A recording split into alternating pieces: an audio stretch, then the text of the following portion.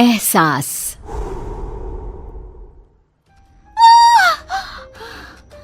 फिर एक सपना, उसके पूरे होने का डर क्यों? ये सब क्यों हो रहा है मेरे साथ? क्यों? प्रीति और उसके सपने, अनकहे अनजाने, कुछ राज समेटे हुए।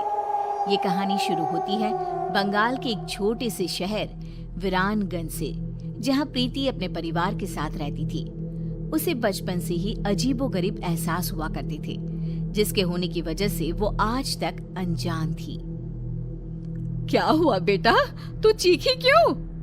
बड़ी माँ, सपने में एक काले कपड़े पहना आदमी हाथ में खंजर लिए मेरे पीछे भाग रहा था। मैं चीखती हुई भाग रही थी और तभी मेरी नींद टूट गई। वो काले कपड़े वाला आदमी कौन होगा बड़ी माँ? ये सब कुछ नहीं होता बेटा, बस एक सपना था। वो इंसान है हम, तो सपने तो आएंगे ही ना। इन चीजों में दिमाग मत लगाया कर, सो जा। रूपा प्रीति को सांत्वना देकर कमरे से बाहर तो आ जाती है, पर उसका मन भी डर से भर जाता है। इतिहास अपने आप को दोहरा रहा है। हे देवी माँ, मेरी बच्ची की रक्षा करना। अगली सुबह प्रीति रोज की तरह कॉलेज के लिए निकलती है।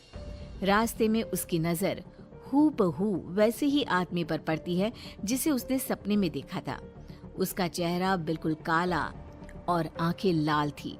वो अपनी आंखें बड़ी बड़ी कर प्रीति को देखता है। बड़ी माँ मानती ही नहीं है। लो, वही आदमी दिख गया। अब मैं क्या करूं? भगवान मेरी रक्षा करना।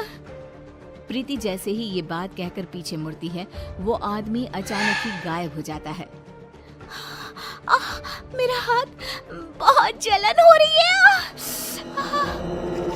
प्रीति क्या देखती है कि उसके हाथ में हर तरफ नोचने के निशान थे। ये अचानक मेरे हाथों पर खरोच के निशान कैसे आ रहे हैं? लग रहा है किसी ने बेरहमी से नोचा है। बहुत दर्द हो रहा है। कॉलेज पहुंचते ही कोई क्रीम लगाती हूँ। प्रीति जैसे ही कॉलेज पहुंचती है, उसकी शरीर के निशान देखकर उसके फ्रेंड्स चौंक जाते हैं। प्रिया कहती है, ये ऐसे खरोच के निशान? लग रहा है किसी जानवर ने नोचा हो। ये कैसे हुआ प्रीति? पता नहीं यार, अचानक ही। ऐसी खरोंचें तो अक्सर किसी बुरे सांप के छूने से आ जाती हैं प्रीति।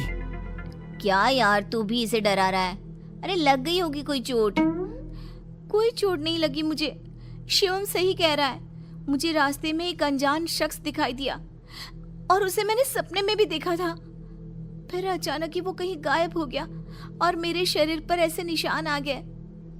तुम्हारी बुआ के साथ भी कुछ ऐसा ही हुआ था ना? हाँ, पर मैं नहीं जानती ठीक ठीक कि क्या हुआ था। बट शायद मेरी ही उम्र की रही होंगी।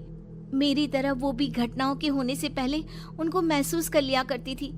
फिर एक दिन उन्होंने कुछ देखा और फिर वो कभी उठी ही नहीं। बस इतना ही जानती हूँ मैं।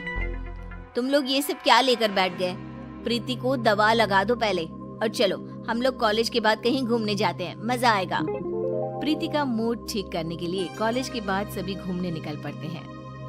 सड़क दोनों तरफ से पेड़ों से घिरी हुई, एक ऐसा सफर जो सबका मन मोह ले। रास्ते में प्रीति की नजर एक हवेली पर पड़ती है। चलो ना, यहीं चलते हैं, खंडर सा भी है, मजा आएगा। पुरानी चीजें देखी नहीं कि प्रीति का मूड चंगा हो ही जाता है। अच्छा है, चलो वहीं चलते हैं। तीनों गाड़ी से उतरकर उस हवेली में जाते हैं। 1912। 1912? ये क्या है? पता नहीं, दिमाग में ये नंबर आया। छोड़ो, मैं तो कुछ भी कहते रहती हूँ। अंदर चले।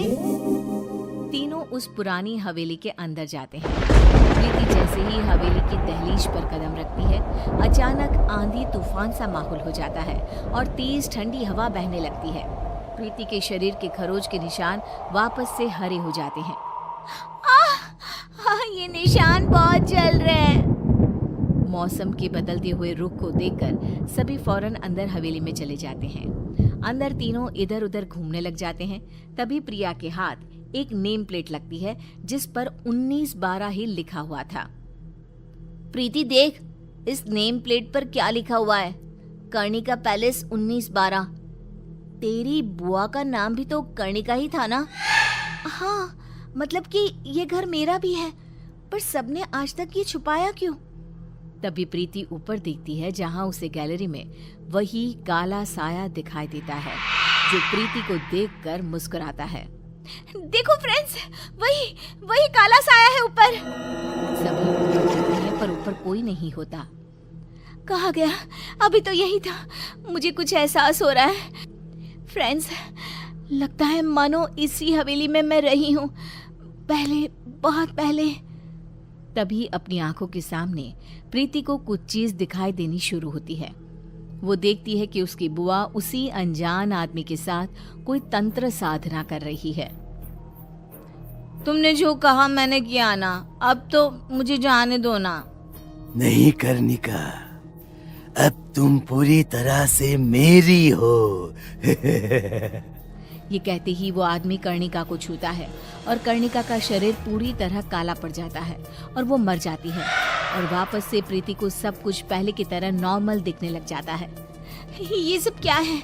बुआ जी क्यों उस आदमी के साथ थी? कौन है वो?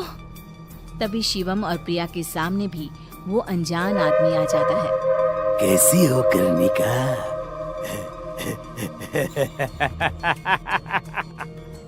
प्रीति के रूप में फिर से पैदा हुई तुम, पर देखो देखो किस्मत वापस मेरे ही पास आ गई ना। मैं कर्णिका? तुम्हारी बुआ कर्णिका, उसे काले जादू से ताकतें हासिल करनी थी और उसी काले जादू ने मुझे जन्म दिया।